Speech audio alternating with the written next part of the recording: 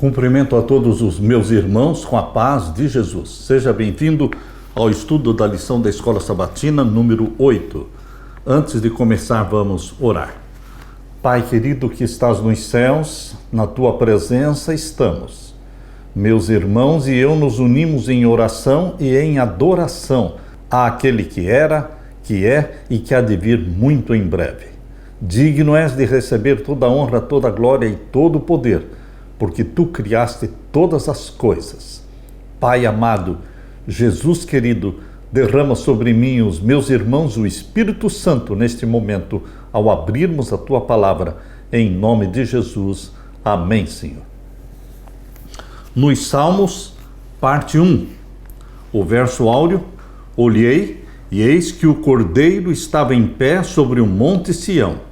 Com ele estavam 144.000 que tinham escrito na testa o nome do Cordeiro e o nome do seu Pai.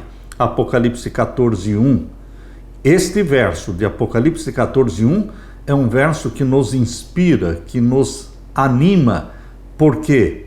Porque Deus está dizendo que nós vamos estar em pé na presença de Deus, junto com o Cordeiro no Monte Sião, tendo na testa escrito o nome do Cordeiro e o nome do nosso Pai.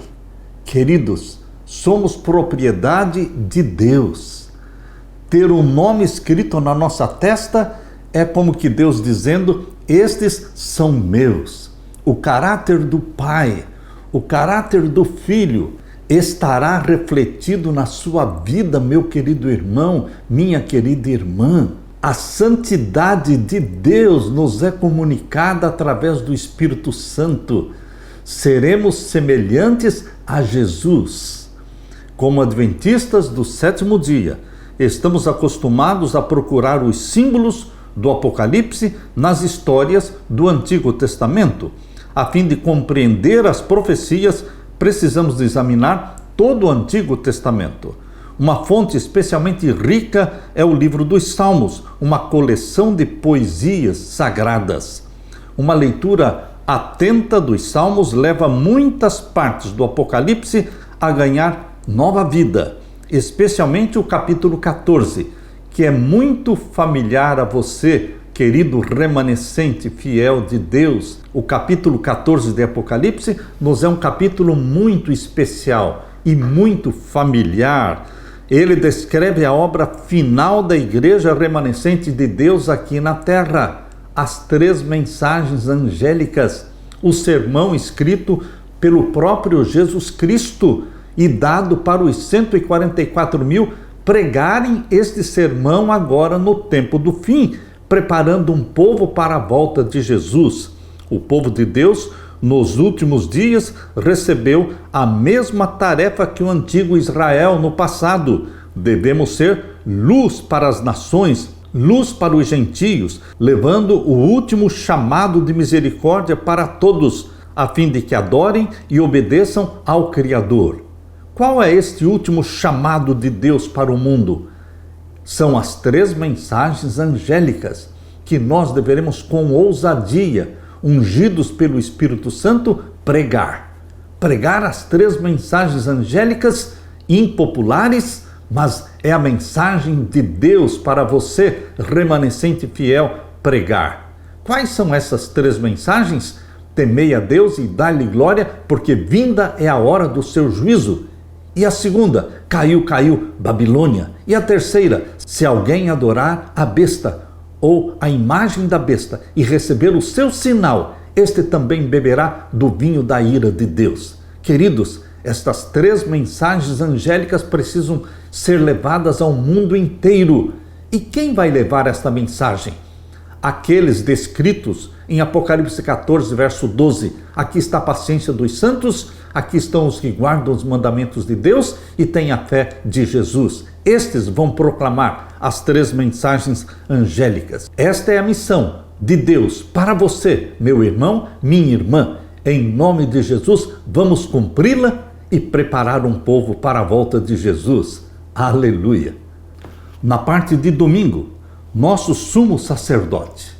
Quem é o nosso sumo sacerdote?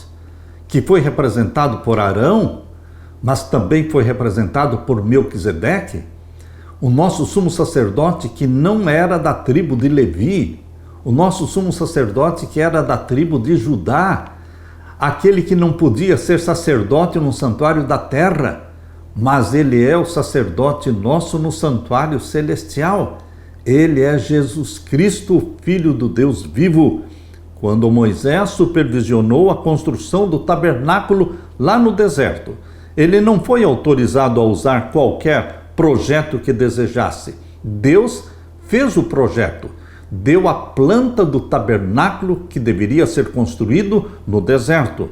Deus lhe deu o projeto e disse: tenha o cuidado de fazer tudo segundo o modelo que lhe foi mostrado no monte. Êxodo 25, 40. Nada saiu da cabeça de Moisés.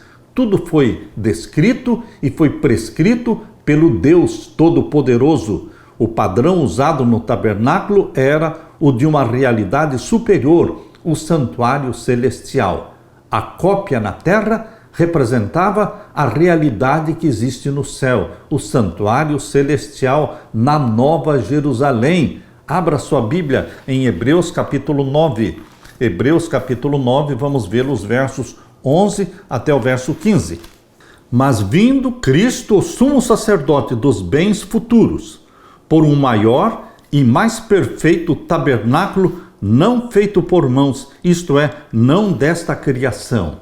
Quando Paulo aqui em Hebreus diz que Jesus Cristo é o sumo sacerdote dos bens futuros, por um maior e mais perfeito tabernáculo, está falando do santuário celestial, não feito por mãos humanas, mas foi Deus quem construiu este tabernáculo celestial.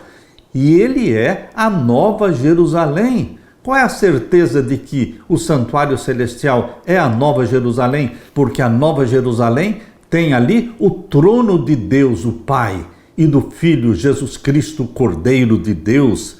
Ele é o santuário celestial. Este santuário celestial vai descer para a terra. Quando a Nova Jerusalém, no final dos 1000 anos, descer do céu para a terra, no final dos 1000 anos, é o santuário celestial descendo à terra. Qual é a prova disso? Apocalipse capítulo 21 e o verso 3. João diz: eu ouvi uma grande voz do céu que dizia: eis aqui o tabernáculo de Deus com os homens. João viu, descendo do céu, o tabernáculo de Deus com os homens, o tabernáculo celestial, o santuário celestial. Mas o que ele na realidade estava vendo era a Nova Jerusalém descendo do céu. Então, meu querido irmão, minha querida irmã, o tabernáculo celestial, o santuário celestial, é a Nova Jerusalém, onde está o trono de Deus. Eis aqui o tabernáculo de Deus com os homens, pois com eles habitará, e eles serão o seu povo, e o mesmo Deus estará com eles e será o seu Deus. No Antigo Testamento, Deus habitou com o seu povo através do Shekinah, a glória divina no lugar santíssimo do santuário terrestre. Por isso Deus disse para Moisés em Êxodo 25, verso 8, e me farão um santuário para que eu possa habitar no meio deles. Agora, na nova terra, Deus habitará conosco, porque a Nova Jerusalém estará na terra, e então o trono de Deus estará na Nova Jerusalém, e nós vamos adorar a Deus na Nova Jerusalém, no santuário celestial. É a casa de Deus, é o tabernáculo de Deus com os homens. Eis aqui o tabernáculo de Deus com os homens, pois com eles habitará, e eles serão o seu povo, e o mesmo Deus estará com eles, e será o seu Deus. Você está entendendo, meu querido irmão, esta grande verdade revelada por Deus no Apocalipse?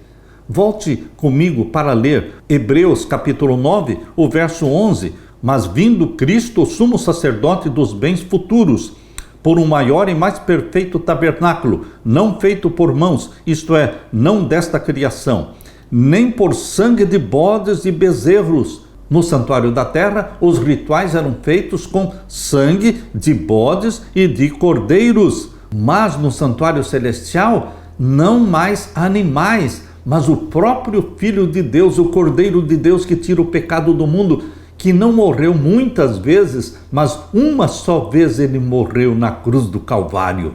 e ressuscitou e subiu ao céu e foi entronizado no santuário do céu.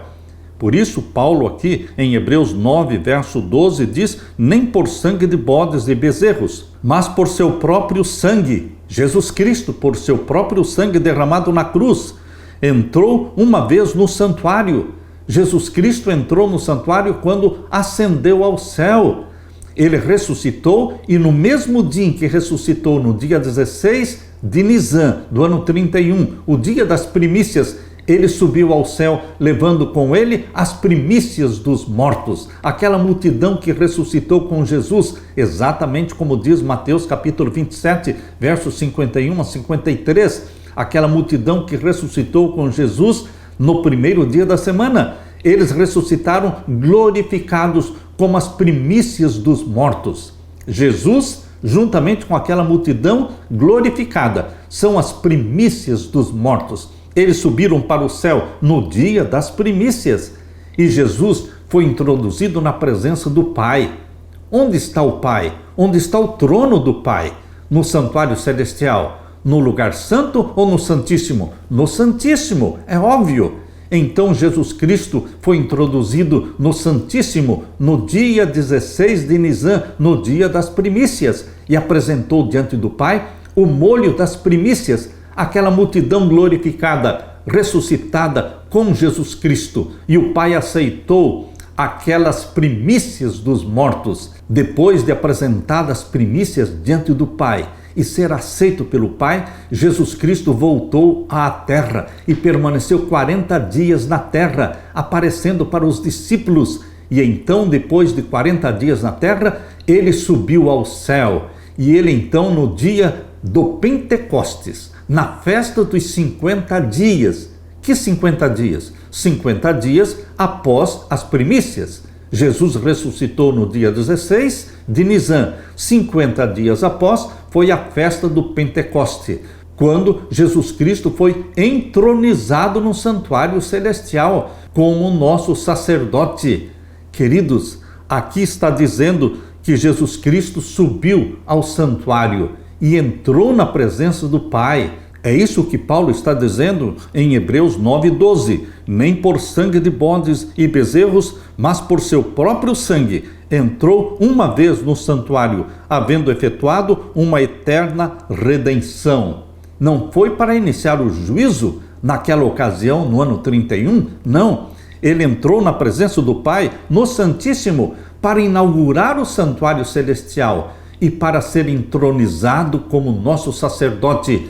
E ele então cumpriu a profecia que diz: todo o poder me é dado no céu e na terra. E ele enviou o Espírito Santo no dia do Pentecostes. Foi derramado o Espírito Santo sobre os apóstolos, sobre a igreja, a chuva temporando o Espírito Santo. Meu querido irmão, aqui no capítulo 9 de Hebreus, verso 13 diz: porque se o sangue dos touros e bodes e a cinza de uma novilha esparzida sobre os imundos os santifica quanto à purificação da carne, quanto mais o sangue de Cristo, que pelo Espírito Eterno se ofereceu a si mesmo, imaculado a Deus, purificará as vossas consciências das obras mortas para servirdes ao Deus vivo? Sim, pelo sangue de Jesus Cristo, o imaculado de Deus. Ele nos purifica as nossas consciências das obras mortas para servirmos ao Deus vivo. E por isso, verso 15, é mediador de um novo testamento. Jesus Cristo é o mediador da nova aliança, do santuário celestial. O ministério e a obra de Jesus Cristo, o sacerdócio de Jesus Cristo, tudo estava representado no santuário terrestre. Ele era uma cópia do santuário celestial. O Apocalipse está repleto de imagens do santuário celestial. Encontramos o candelabro do santuário em Apocalipse capítulo 1, verso 12. Abra sua Bíblia.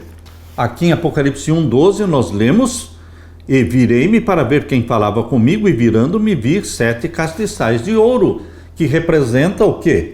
O lugar santo do santuário celestial, capítulo 1, verso 12 e verso 13. E no meio dos 7 castiçais, um semelhante ao Filho do Homem, Jesus Cristo, vestido até os pés de um vestido comprido e cingido pelos peitos com um cinto de ouro. Jesus Cristo é revelado aqui no capítulo 1 do Apocalipse, andando no lugar santo do santuário celestial, no meio dos 7 castiçais. Queridos, o santuário celestial é revelado no Apocalipse.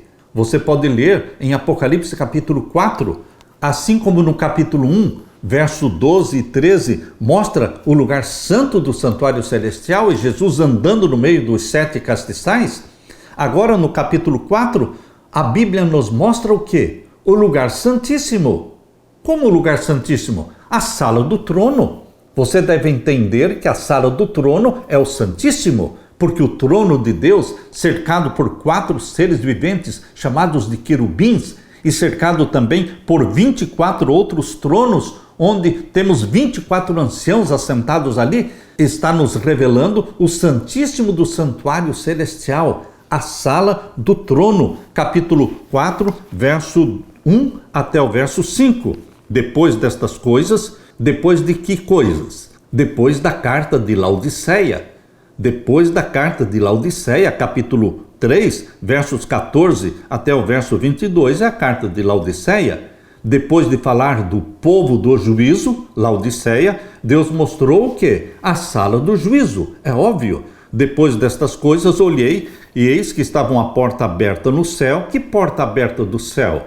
A porta do pátio ou a porta do Santíssimo? A porta do Santíssimo, porque vai mostrar agora aqui a sala do trono. Olhei, e eis que estava uma porta aberta no céu, e a primeira voz, que como de trombeta ouvira falar comigo, disse: sobe aqui e mostrar-te-ei as coisas que depois destas devem acontecer.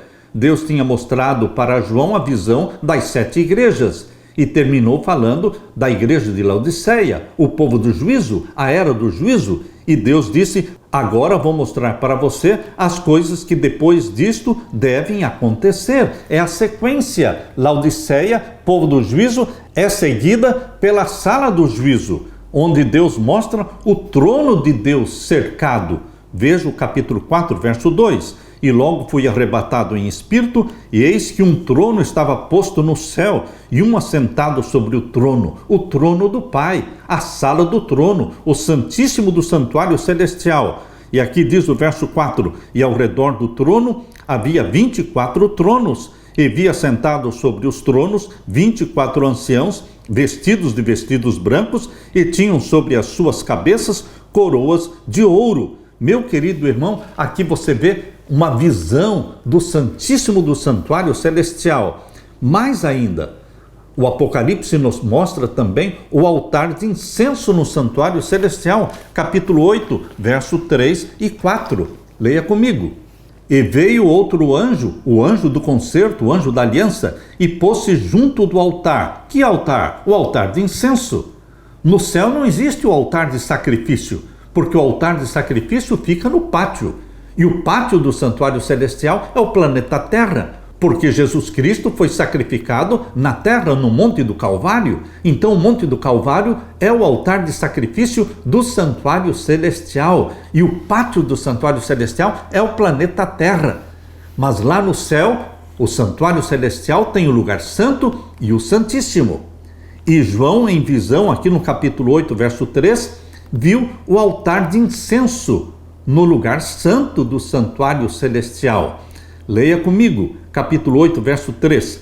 E veio outro anjo, o anjo da aliança, e pôs-se junto ao altar, tendo um incensário de ouro, e foi-lhe dado muito incenso para o pôr com as orações de todos os santos sobre o altar de ouro que está diante do trono. Há pessoas que pensam que o altar está no Santíssimo, porque diz aqui, diante do trono. Não, queridos. O altar de incenso está no lugar santo, mas o lugar santo está diante do Santíssimo. Assim como no santuário da terra, o altar de incenso estava diante do véu, e logo após o véu estava a arca do concerto com os 10 mandamentos, assim também no santuário celestial, o altar de incenso está diante do trono.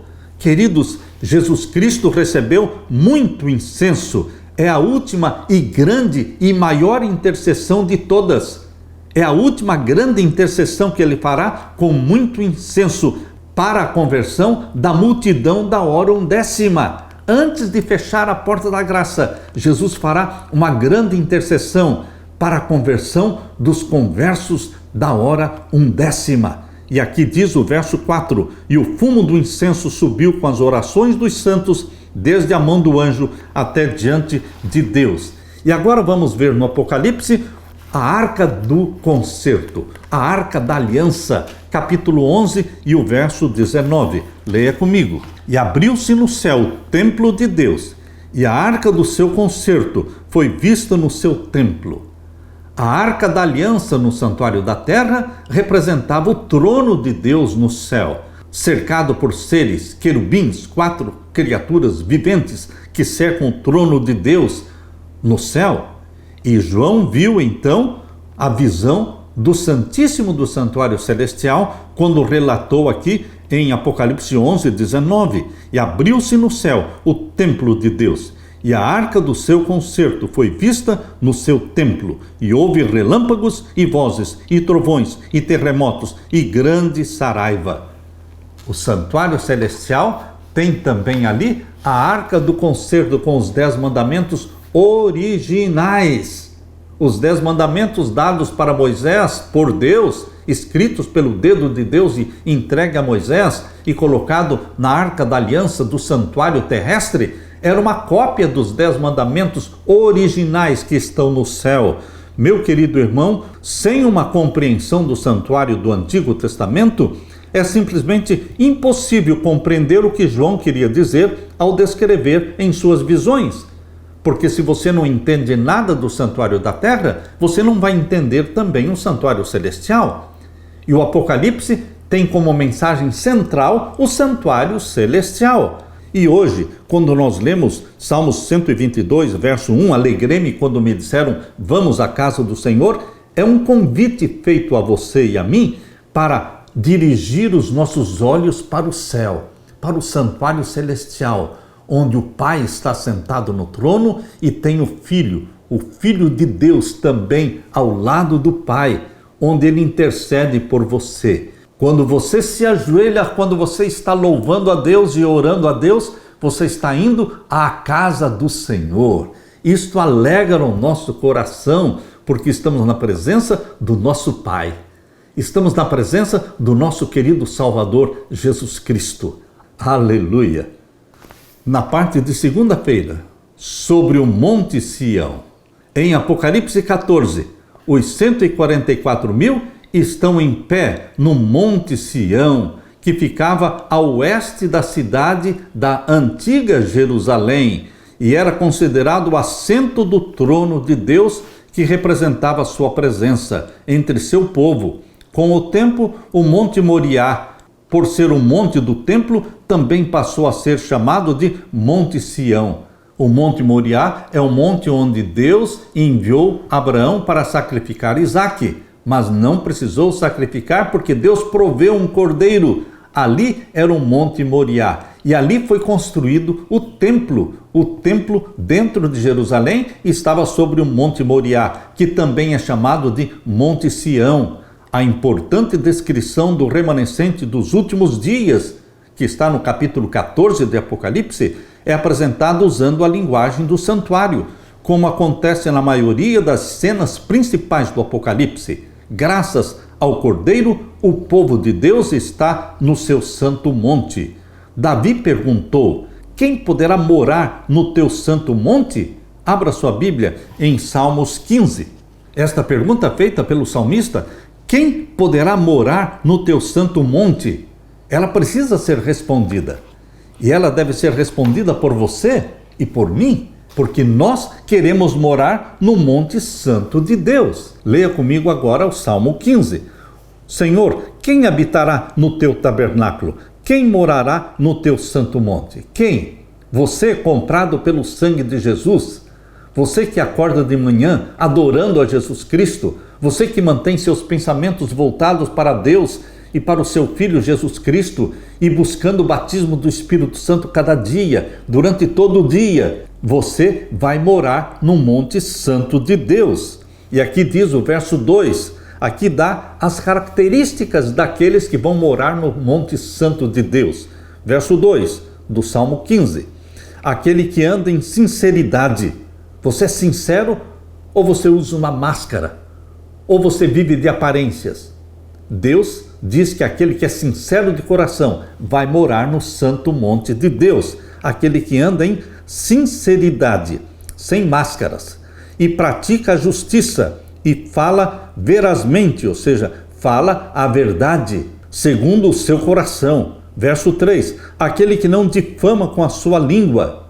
Queridos, Deus nos deu a fala, a boca, para ser bênção na vida dos filhos, da esposa, do marido, bênção na vida daqueles que cruzam o nosso caminho.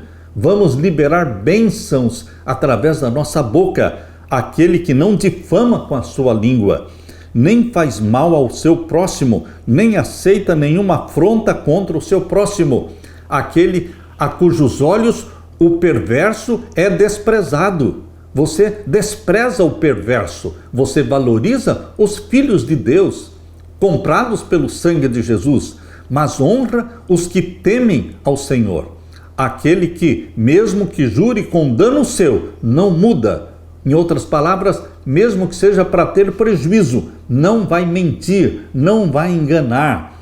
Aquele que não empresta o seu dinheiro com juro. Você não é um banco, meu querido irmão. Os bancos emprestam a juro, mas você não é um banco.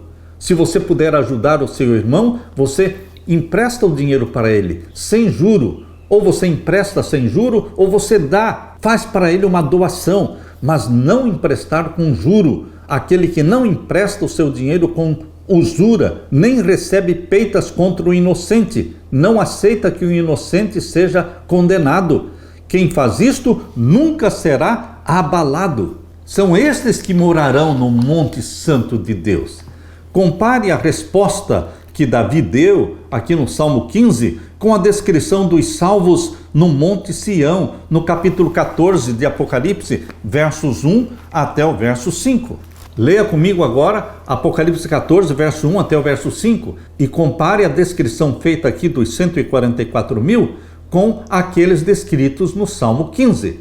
Queridos, Deus exige santidade, veracidade, pureza na vida daqueles que vão morar com Ele, habitar com Ele. Leia comigo agora, capítulo 14 de Apocalipse, verso 1 em diante. E olhei, e eis que estava o Cordeiro sobre o monte de Sião, e com ele 144 mil, que em suas testas tinham escrito o nome dele e o de seu pai. Se você e eu temos na nossa testa o nome de Jesus Cristo e o nome do nosso Pai, é porque nós temos o caráter de Jesus Cristo. Nós recebemos através do Espírito Santo a santidade de Jesus Cristo.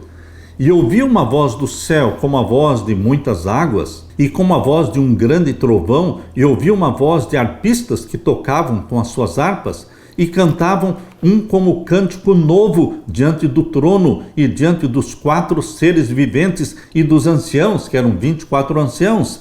E ninguém podia aprender aquele cântico, senão os 144 mil que foram comprados da terra. Por que ninguém podia aprender aquele cântico? Porque ninguém teve uma experiência igual a dos 144 mil. Os 144 mil, eles têm uma experiência homogênea, agora no tempo do fim. Eles são puros e verdadeiros, remanescente fiel. Meu querido irmão, por isso eles cantam o cântico de Moisés e do Cordeiro de uma forma diferente dos outros que foram salvos também por Jesus Cristo, mas não tiveram a mesma experiência dos 144 mil. Porque o cântico de Moisés e do Cordeiro é o cântico da experiência de cada um sobre o pecado. Este é o cântico da vitória que todos nós vamos cantar. Mas este grupo selecionado, os 144 mil, eles vão cantar de uma forma diferente. Por isso diz aqui, ninguém podia aprender aquele cântico, senão os 144 mil que foram comprados da terra. Mas todos vão cantar o cântico novo de Moisés e do Cordeiro. Por quê? Em Apocalipse 15, verso 2 e 3, mostra que todos cantarão, mas não cantarão como os 144 mil. Leia comigo, capítulo 15, verso 2 e 3. e vi como um mar de vidro misturado com fogo, e também os que saíram vitoriosos da besta e da sua imagem e do seu sinal e do número do seu nome, que estavam junto ao mar de vidro e tinham as harpas de Deus. Aqui está uma visão que Deus deu de todos os salvos. De todos os salvos que João viu em visão no céu. Eles cantavam o cântico de Moisés. Diz aqui o verso 3. E cantavam o cântico de Moisés, servo de Deus, e o cântico do Cordeiro, dizendo: grandes e maravilhosas são as tuas obras, Senhor Deus Todo-Poderoso, justos e verdadeiros são os teus caminhos, ó Rei dos santos. Quem te não temerá, ó Senhor, e quem não magnificará o teu nome, porque só tu és santo. Por isso todas as nações virão e se prostrarão diante de ti, porque os teus juízos são manifestos. Queridos, aqui está descrevendo a multidão dos salvos diante de Deus. Eles estão num mar de vidro diante de Deus, enquanto que os 144 mil estão sobre o Monte Sião. Aqui você vê as primícias dos salvos vivos, e aqui você vê a grande seara dos salvos sobre o mar de vidro. Todos eles vão cantar o cântico de Moisés e o cântico do Cordeiro, porque todos obtiveram a experiência da vitória sobre o pecado. Mas os 144 mil cantam diferente o cântico da vitória sobre o pecado. Meus queridos irmãos, primícias e seara, salvos, louvando a Jesus Cristo. Os 144 mil sobre o monte de Sião e a grande multidão sobre o mar de vidro. Louvado seja Deus por esta visão, por esta revelação que Deus está fazendo em sua palavra. Seja com os 144 mil, ou seja com a grande multidão no mar de vidro, você está sendo convidado para participar dos salvos, das primícias ou da seara, mas salvos em Jesus Cristo, cantando o cântico de Moisés e o cântico do Cordeiro, dizendo: quem não te temerá, ó Deus, ó Senhor, quem não magnificará o teu nome, porque só tu és santo. Por isso todas as nações virão e se prostrarão diante de ti, porque os teus juízos são manifestos. Queridos, você e eu vamos estar na presença de Jesus Cristo, ou sobre o Monte Sião, ou sobre o mar de vidro, todos louvando a Deus, dizendo: santo, santo, santo. Poderoso é Deus, aquele que era, que é e que há de vir, muito em breve. Aleluia. Na parte de terça-feira, a lei em nosso coração. A lei de Deus é a nossa meditação de dia e de noite. Exatamente como diz Salmos 119, verso 97. Ó, quanto amo a tua lei, é a minha meditação em todo dia. A lei de Deus é escrita pelo Espírito Santo em nossa mente, em nosso coração. Por isso se torna a nossa meditação. Aquela lei, os 10 mandamentos que um dia foram escritos em tábuas de pedra, agora o Espírito Santo escreve esta mesma lei, estes mesmos 10 mandamentos, na sua mente, no seu coração. Hebreus capítulo 8. Hebreus capítulo 8, vemos agora o verso 10. Porque este é o concerto que depois daqueles dias farei com a casa de Israel, diz o Senhor, porei as minhas leis aonde? No seu entendimento, ou seja, na sua mente, e em seu coração as escreverei. E eu lhes serei por Deus, e eles me serão por povo. A lei reflete o caráter santo de Deus. Por isso, meu querido irmão, quando o Espírito Santo grava, escreve a lei de Deus no nosso coração, na nossa mente, ele está imprimindo em você o caráter de Deus, o caráter santo de Jesus Cristo. Abra sua Bíblia em Êxodo capítulo 33 e vamos ler a partir do verso 18. Aqui mostra que a glória de Deus é o caráter de Deus. Lemos então o verso 18 em diante. Então ele disse: rogo-te que me mostres a tua glória. É o pedido que Moisés fez para Deus: me mostre a tua glória. Verso 19. Porém, Deus disse: eu farei passar toda a minha bondade por diante de ti, e apregoarei o nome do Senhor diante de ti, e terei misericórdia de quem eu tiver misericórdia, e me compadecerei de quem me compadecer. Então, quando Moisés pediu, mostra-me a tua glória, Deus disse, eu farei passar diante de ti toda a minha bondade, toda a minha misericórdia. Por quê? A glória de Deus é o seu caráter. E aqui diz o verso 20, e disse mais, não poderás ver a minha face, porquanto homem nenhum verá a minha face e viverá. Disse mais o Senhor, eis aqui um lugar junto a mim, ali te porás sobre a rocha. E acontecerá que, quando a minha glória passar, te porei numa fenda da rocha e te cobrirei com a minha mão até que eu haja passado. E havendo eu tirado a minha mão, me verás pelas costas, mas a minha face não se verá. Agora veja como Deus relaciona a sua glória com o seu caráter e também com a lei de Deus. Aqui você vê no capítulo 33, versos 18 a 23, Deus mostrando que a sua glória é o seu caráter. E agora no capítulo 34 mostra que o caráter e a glória de Deus estão relacionados intimamente com a sua santa lei, os 10 mandamentos. É isso que mostra aqui no capítulo 34 de Êxodo. Então disse o Senhor a Moisés, lavra-te 2 tábuas de pedra, como as primeiras, e eu escreverei nas tábuas as mesmas palavras que estavam nas primeiras tábuas que tu quebraste. As primeiras 2 tábuas de pedra com os 10 mandamentos, escritos pelo dedo de Deus, Moisés quebrou quando ele desceu do monte e viu o povo dançando e adorando o bezerro de ouro. Ele lançou as 2 tábuas de pedra, esmiuçou-as.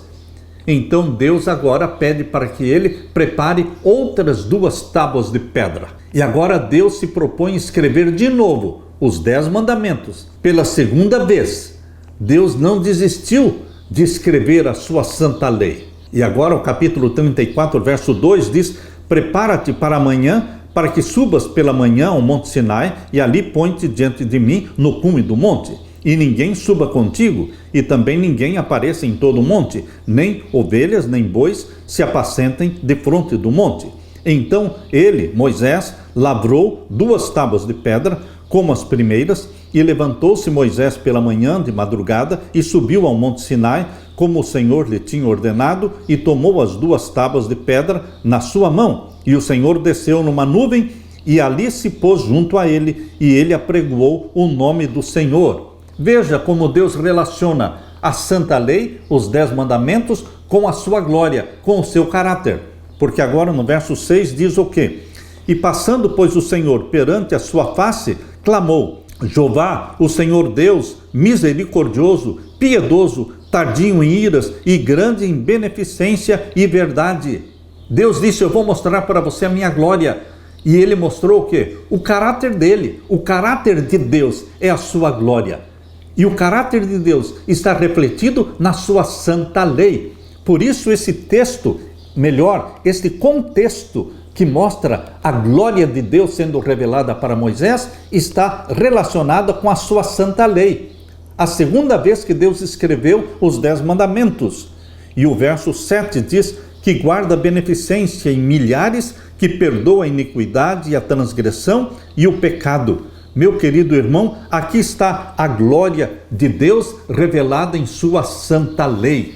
Por isso Satanás odeia tanto a lei de Deus, porque reflete o caráter de Deus. Por isso ele prega a doutrina falsa, mentirosa, de que a lei de Deus foi abolida, de que ninguém precisa obedecer os 10 mandamentos. Ele quer anular a glória de Deus, ele quer anular a lei de Deus, ele quer anular o caráter de Deus. Mas Jesus Cristo se propõe, através do Espírito Santo, em Hebreus capítulo 8, a escrever a lei de Deus no seu coração, na sua mente, e restaurar em você a glória de Deus. Aleluia! Por isso, o Apocalipse 14, verso 12, descreve os santos de Deus dos últimos dias. Os santos de Deus dos últimos dias não são os mormons. Os santos de Deus dos últimos dias são descritos em Apocalipse 14, verso 12, como aqueles que guardam os mandamentos de Deus e têm a fé de Jesus. Você, meu querido irmão, é chamado para ser parte dos santos de Deus dos últimos dias, os que guardam os mandamentos de Deus e têm a fé de Jesus. Por quê? porque eles têm o caráter de Deus, porque são obedientes aos mandamentos de Deus, porque o Espírito Santo escreveu na mente deles os 10 mandamentos, eles refletem o caráter de Deus, a glória de Deus. Hebreus capítulo 10, verso 15 a 17 diz: e também o Espírito Santo nolo testifica, porque depois de haver dito, este é o concerto que farei com eles depois daqueles dias, diz o Senhor, porei as minhas leis em seus corações e as escreverei em seus entendimentos, e acrescenta, e jamais me lembrarei dos seus pecados e das suas iniquidades. Bendito seja Deus que nos restaura, bendito seja Deus que nos salva pelo sangue do Cordeiro, Jesus Cristo. Bendito seja Deus que através do Espírito Santo escreve a sua lei no nosso coração e nos faz filhos e filhas obedientes. Por isso nós podemos dizer, junto com o salmista, em Salmo 119, verso 97, ó, quanto amo a tua lei, é a minha meditação em todo dia. É o Espírito Santo que escreve a lei no nosso coração e se torna a nossa meditação de dia e de noite. Aleluia! Na parte de quarta-feira, Salmo 5. No Salmo 5, Davi apresentou contrastes entre os perdidos e os redimidos. Compare esse Salmo 5 com Apocalipse 14, verso 1 até o verso 12. Vamos ler primeiramente o Salmo 5. Abra sua Bíblia. Dá ouvidos às minhas palavras, ó Senhor. Atende à minha meditação. Atende à voz do meu clamor, Rei meu e Deus meu, pois a ti orarei. Pela manhã ouvirás a minha voz, ó Senhor. Pela manhã me apresentarei a ti e vigiarei, porque tu não és um Deus que tenha prazer na iniquidade, nem contigo habitará o mal. Os loucos não pararão à tua vista. Aborreces a todos os que praticam a maldade. Destruirás aqueles que proferem a mentira. O Senhor aborrecerá o homem sanguinário e fraudulento. Mas eu entrarei em tua casa pela grandeza da tua benignidade, e em teu temor me inclinarei para o teu santo templo. E agora o verso 11 e 12. Mas alegrem-se todos os que confiam em ti, exultem eternamente, porquanto tu os defendes, e em ti se gloriem os que amam o teu nome. Pois tu, Senhor, abençoarás ao justo, circundá-los-ás da tua benevolência como de um escudo. Davi, aqui no Salmo 5, destacou que o mal não pode habitar com Deus. Salmo 5, verso 4. O objetivo do tabernáculo era que Deus habitasse entre o seu povo. E isso também será verdade no reino de Cristo. Os que se aproximam do trono de Deus devem ser redimidos. No Salmo 5, verso 7, Davi descreve um ato de adoração que é a questão central do grande conflito. Apocalipse 13 usa 5 vezes o verbo adorar, porque Apocalipse 13 fala da adoração da besta e da imagem da besta, ou seja, o poder papal e também o protestantismo apostatado dos Estados Unidos, da América do Norte. Apocalipse 13 está falando das duas bestas, dos dois poderes, que buscam adoração, quando na Bíblia nós devemos adorar somente a Deus. E Apocalipse 14, verso 7, fala das mensagens angélicas. Apocalipse 14, verso 7, fala da primeira mensagem angélica, dizendo, temei a Deus e dá-lhe glória, porque vinda é a hora do seu juízo, e adorai aquele que fez o céu, a terra, o mar e tudo que neles há. Davi disse que temia a Deus, e a mensagem do remanescente, mostrada em Apocalipse 14, apresenta o seguinte chamado: temam a Deus e deem glória a Ele, pois é chegada a hora em que Ele vai julgar. Satanás quer ser adorado, mas Deus é quem deve ser adorado, porque Deus é Deus e não há outro. Na boca dos redimidos não se achou mentira. Apocalipse 14, verso 5. Eles falam a verdade e as suas palavras e ações refletem o caráter justo de Deus. Por outro lado, de acordo com Davi, na boca dos seus adversários não há sinceridade. Salmo 5, verso 9. Nessa parte fundamental do Apocalipse, João apresenta uma cena surpreendente. pecadores foram resgatados da morte e têm o privilégio de estar na presença de Deus. Eles não conquistaram esse direito, em vez disso, o receberam porque o Cordeiro de Deus, o justo Filho do Homem, estava lá com eles. Eles foram perdoados e redimidos, não precisam mais carregar sua culpa, porque o Cordeiro de Deus carregou a culpa deles, morreu no lugar deles, exatamente como mostra Isaías 53, 12, o Cordeiro de Deus morrendo pelos pecadores. Uma vez que o nome de Cristo é escrito em nosso coração, não podemos ficar em silêncio. O povo de Deus apresenta ao mundo uma oferta final de misericórdia usando uma voz forte. Apocalipse 14, verso 7, dizendo: temei a Deus e dai-lhe glória, porque vinda é a hora do seu juízo, e adorai aquele que fez o céu, a terra, o mar e as fontes das águas. O convite de Deus, com uma voz forte e poderosa, o remanescente fiel de Deus, chama a atenção do mundo para adorar o Criador dos céus e da terra. A única forma de você adorar o Criador dos céus e da terra é guardando o sábado, que é o memorial da criação. Meu querido irmão, Davi disse: alegrem-se todos os que confiam em ti, cantem de júbilo para sempre, porque tu os defendes e em ti se gloriem os que amam o teu nome. Salmo 5, verso 11.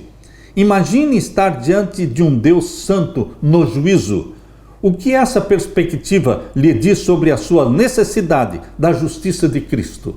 Queridos, nós estaremos diante de um Deus santo. Os 144 mil são vistos sobre um monte de Sião, e a grande multidão é vista sobre o mar de vidro. Todos estarão cantando o cântico de Moisés e do Cordeiro. Nós somos santos pela santidade de Jesus Cristo, comprados pelo sangue de Jesus Cristo, santificados pela habitação do Espírito Santo em nós, porque Deus nos faz templos do Espírito Santo, portanto nos tornamos participantes da natureza divina. Salvos em Jesus Cristo, santificados em Jesus Cristo, glorificados para vivermos eternamente na presença do nosso Pai e do nosso querido Jesus Cristo. Aleluia! Na parte de quinta-feira, ensinar aos transgressores os teus caminhos. Deus tem na terra um povo chamado remanescente, odiado por Satanás, conforme diz Apocalipse 12, 17. O dragão irou-se contra a mulher e foi fazer guerra ao resto da sua semente. Quem é este resto da semente da mulher, da igreja verdadeira? Os que guardam os mandamentos de Deus e têm o testemunho de Jesus. É contra estes que guardam os mandamentos de Deus que Satanás está irado, está fazendo guerra. E nós fomos chamados por Deus para ensinar ao mundo a santidade da lei de Deus. Ensinar ao mundo que a salvação só existe em Jesus Cristo, pelo sangue de Jesus Cristo. Mas ensinar também para eles que os salvos em Jesus Cristo se tornam obedientes aos mandamentos de Deus. Depois que Isaías viu o Senhor na sala do trono, no Santíssimo, e depois que foi informado de que a sua iniquidade foi tirada e o seu pecado foi perdoado, Isaías então respondeu o chamado divino dizendo: eis-me aqui, envia-me a mim. Isaías 6, versos 7 e 8. Meu querido irmão, depois de um encontro com Jesus Cristo, salvos em Jesus Cristo, santificados pelo Espírito Santo, então o convite de Deus: a quem enviarei? Quem há de ir por nós? Então será respondido por você e por mim, porque nós fomos tocados pela brasa viva do altar divino e o nosso pecado foi purificado. E então nós respondemos como Isaías respondeu: eis-me aqui, envia-me a mim. Uma vez que Isaías estava em paz com Deus, apesar de conhecer suas falhas, estava pronto para trabalhar para o Senhor. Isso também ocorre conosco? Sim, também ocorre com você e comigo. Como proclamar a salvação aos outros se nós não a recebemos? Primeiramente, precisamos estar salvos em Cristo para mostrar para as pessoas o caminho da salvação. Como pode alguém perdido ensinar os outros o caminho da salvação? Primeiramente, Deus nos salva, Deus nos santifica e nos faz vasos escolhidos. vasos de bênçãos. Leia agora o Salmo 51 e vamos ler os versos 7 até o verso 15. Aqui diz no Salmo 51, versos 7 a 15: Purifica-me com hisope e ficarei puro. Lava-me e ficarei mais alvo do que a neve. Deus, quando perdoa, olha para você como se você nunca tivesse pecado. Você acredita nisso? Tão profundo e tão amplo é o perdão que Deus nos dá, que Ele olha para você como se você nunca tivesse pecado. Por isso diz aqui: purifica-me com hisope e ficarei puro. Lava-me e ficarei mais alvo do que a neve. Faze-me ouvir júbilo e alegria, para que gozem os ossos que tu quebraste. Esconde a tua face dos meus pecados e apaga todas as minhas iniquidades. Davi sofreu muito pelo pecado praticado quando matou Urias, o heteu, para ficar com a mulher dele, Batseba, com quem ele tinha adulterado. Esse pecado estava sempre diante de Davi e ele suplica a Deus que o purifique. Por isso ele diz aqui no Salmo 51, verso 9: Esconde a tua face dos meus pecados e apaga todas as minhas iniquidades. E agora o clamor e o pedido de Davi no verso 10: Cria em mim, ó Deus, um coração puro e renova em mim um espírito reto. Não seria esta a minha e a sua oração também, meu querido irmão? Que tal se você e eu pedíssemos o mesmo que Davi pediu? Verso 10: Cria em mim, ó Deus, um coração puro. Eu preciso, você precisa de um coração puro, mente pura, e renova em mim um espírito reto. Verso 11: Não me lances fora da tua presença. Ó meu querido irmão, vamos clamar a Deus, fazer a mesma oração. Não me lances fora da tua presença. Não retires de mim o teu Espírito Santo. Olha só o pedido que você e eu devemos fazer. Não retires de mim o teu Espírito Santo. Você e eu fomos chamados por Deus para ser templos do Espírito Santo. O Espírito Santo habita em nós, exatamente como diz aqui em primeira carta de Paulo aos Coríntios, capítulo 3, e o verso 16 e 17 diz: Não sabeis vós que sois o templo de Deus e que o Espírito de Deus habita em vós? Templos de Deus. Se alguém destruir o templo de Deus, Deus o destruirá, porque o templo de Deus que sois vós é santo. Considerando que somos templos do Espírito Santo, o Espírito Santo habita em nós. Por isso faz sentido quando Davi diz aqui no Salmo 51, verso 11: Não retires de mim o teu Espírito Santo. Porque nós queremos ser eternamente templos do Espírito Santo. E agora o verso 12, Salmo 51, verso 12: Torna a dar-me a alegria da tua salvação. Deus quer cristãos alegres, felizes, radiantes, porque temos um Pai que nos ama, um Salvador que nos ama, nós temos um Espírito Santo que habita em nós, por isso deveremos levantar a cabeça. O salmista está dizendo: torna a dar-me a alegria da tua salvação. Cristãos alegres e felizes, porque estão salvos em Jesus. E sustém-me com um espírito voluntário. Um espírito voluntário é um desejo de trabalhar para Deus e para o nosso próximo voluntariamente. Então, diz o verso 13: Ensinarei aos transgressores os teus caminhos e os pecadores a ti se converterão. Queridos, nós vamos ensinar aos transgressores os caminhos de Deus, a santidade de Deus, a salvação em Jesus Cristo. Vamos ensinar aos transgressores que a lei de Deus é um reflexo do caráter de Deus e que esta lei será escrita em nosso coração. Nós vamos ensinar os transgressores. Então ensinarei aos transgressores os teus caminhos e os pecadores a ti se converterão. Verso 14: Livra-me dos crimes de sangue. O assassinato de Urias, o heteu, estava sempre diante de Davi. Por isso ele clama: livra-me dos crimes de sangue. Ó Deus, Deus da minha salvação, a minha língua louvará altamente a tua justiça. Abre, Senhor, os meus lábios e a minha boca entoará o teu louvor. porque te não comprases em sacrifícios, senão eu os daria. Tu não te deleitas em holocaustos. Os sacrifícios para Deus são espírito quebrantado. O que é o sacrifício para Deus?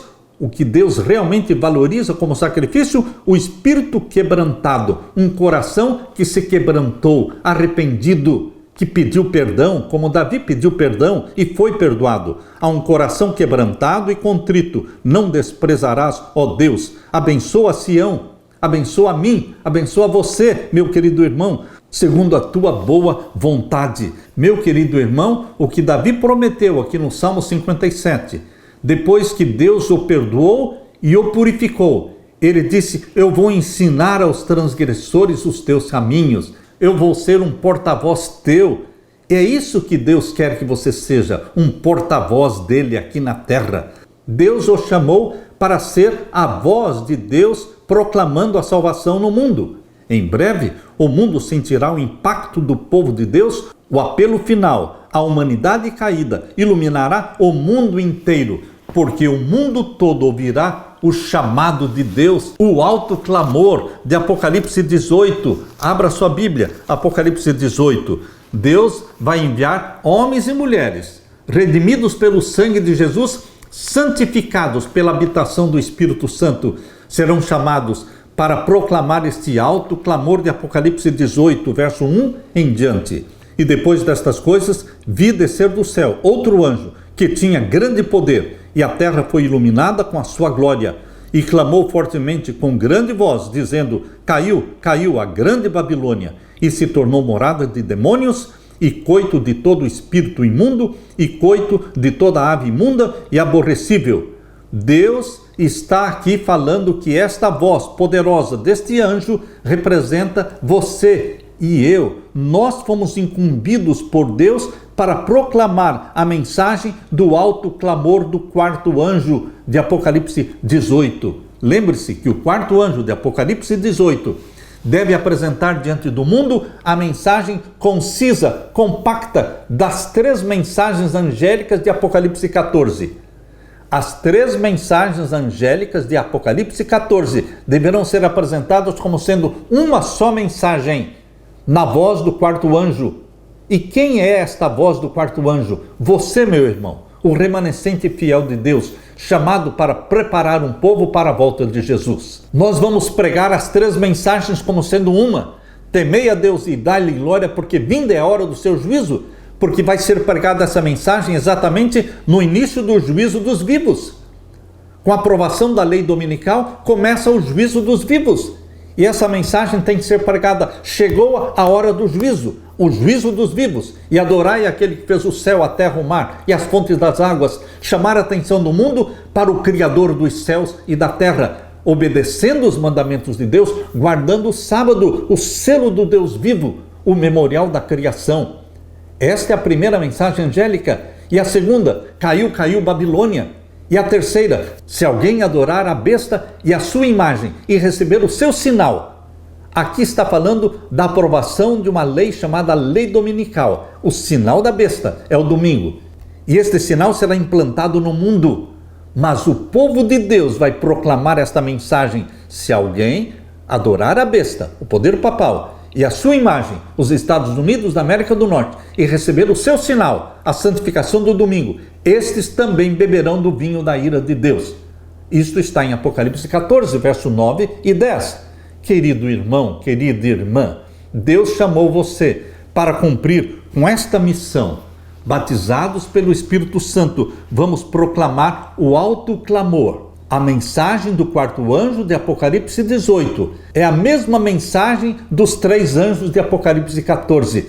Mas estas 3 mensagens que no passado foram pregadas de forma espaçada ao longo do tempo, desde 1844, agora no tempo do fim, com a aprovação da lei dominical, estas 3 mensagens serão pregadas como sendo uma só, impactante, poderosa, na voz do quarto anjo. Meu querido irmão, tão logo uma pessoa aceita Jesus como Salvador, em seu coração nasce um desejo de apresentar aos outros o precioso amigo que encontrou em Jesus Cristo. Você não tem esse desejo ardente de revelar Jesus para os outros? e mostrar para os outros este precioso amigo que você encontrou em Jesus? A verdade salvadora, a verdade santificadora não pode ficar escondida no seu coração. Se estivermos revestidos da justiça de Cristo, se estivermos cheios da alegria que seu Espírito, o Espírito Santo, produz, será impossível nos conter.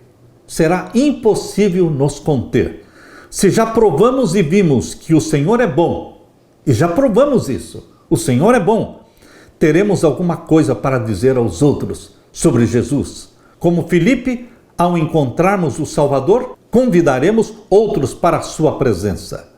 As 3 mensagens angélicas estão fundamentadas no Evangelho eterno. O fundamento do Evangelho é a salvação em Jesus, é proclamada antes da mensagem do 3º anjo, que é a advertência contra a adoração da besta e da sua imagem e o recebimento do sinal da besta. Primeiramente vem a mensagem de salvação em Jesus Cristo. A primeira mensagem angélica é a mensagem do Evangelho eterno. Mas a 3ª mensagem angélica é a advertência contra aqueles que receberam o sinal da besta, se tornando assim obedientes aos mandamentos papais e desobedientes aos mandamentos de Deus. Meu querido irmão, Deus não quer que você seja obediente aos mandamentos do catecismo romano, que diz guardar domingos e festas. Deus quer que você seja obediente aos mandamentos de Deus, escritos pelo dedo de Deus, que estão lá em Êxodo, capítulo 20. E o 4º mandamento da lei de Deus, capítulo 20 de Êxodo, verso 8 a 11, diz o quê? Lembra-te do dia do sábado para o santificar. 6 dias trabalharás, farás toda a tua obra, mas o 7º dia é o sábado do Senhor teu Deus. Nele não farás nenhuma obra. Meu querido irmão, Jesus quer perdoar o seu pecado. Jesus quer restaurar a sua vida, batizá-lo com o Espírito Santo, fazendo de você templo e habitação do Espírito Santo. Jesus Cristo quer fazer de você um porta-voz dele na terra, proclamando as 3 mensagens angélicas. Jesus Cristo quer fazer de você o proclamador do alto clamor. De Apocalipse 18, verso 4. Empreste a sua boca, a sua voz para Deus, para que, ungido pelo Espírito Santo, você pregue aquilo que está em Apocalipse 18, verso 4. E ouvi outra voz do céu que dizia: sai dela, povo meu. Use a sua boca, a sua voz para proclamar este convite de Deus. Sai dela, povo meu. A igreja de Roma, as igrejas protestantes que obedecem os mandamentos de Roma. Deus tem dentro dessas igrejas milhares e milhões de filhos e filhas sinceros. E Deus quer usar você como porta-voz deste convite, o último convite de Deus para a humanidade. Sai dela, povo meu. Vão sair de Babilônia. Para onde? Para se unir aos que guardam os mandamentos de Deus, de Apocalipse 14, verso 12. Você se une ao povo descrito em Apocalipse 14, verso 12. Aqui está a paciência dos santos, aqui estão os que guardam os mandamentos de Deus e têm a fé de Jesus Cristo. Meu querido irmão, aqui está a missão de Deus para você. E pode ter a certeza de que esta missão não vai falhar, porque o Espírito Santo vai batizá-lo com a chuva serôdia do Espírito Santo. E o seu rosto e o meu rosto brilhando de santa consagração, vamos proclamar fervorosamente a mensagem do alto clamor. Sai dela, povo meu, povo de Deus, una-se ao remanescente fiel, os que guardam os mandamentos de Deus e têm a fé de Jesus. Aleluia, aleluia. Deixe-me orar com você. Pai querido que estás nos céus, obrigado pelo chamado que o Senhor está nos fazendo para proclamarmos esta mensagem compacta das 3 mensagens angélicas, na voz do 4º anjo de Apocalipse 18. O Senhor tem um povo precioso, filhos e filhas sinceros dentro de Babilônia, dentro da igreja de Roma, dentro das igrejas protestantes, o Senhor tem um povo sincero. Neste momento, não estamos falando de placas de igreja. Nós estamos falando do remanescente fiel, que está ali em Apocalipse 14, 12. Aqui está a paciência dos santos, aqui estão os que guardam os mandamentos de Deus e têm a fé de Jesus. Que o Senhor derrame o Espírito Santo sobre mim, os meus irmãos, e sobre todos os teus filhos sinceros, espalhados em todas as igrejas. Que o Senhor forme um povo escolhido, preparado para a segunda vinda de Jesus. Em nome de Jesus que pedimos isso e te agradecemos. Amém e amém. Deixo com você, meu irmão, minha irmã, a paz de Jesus. Amém.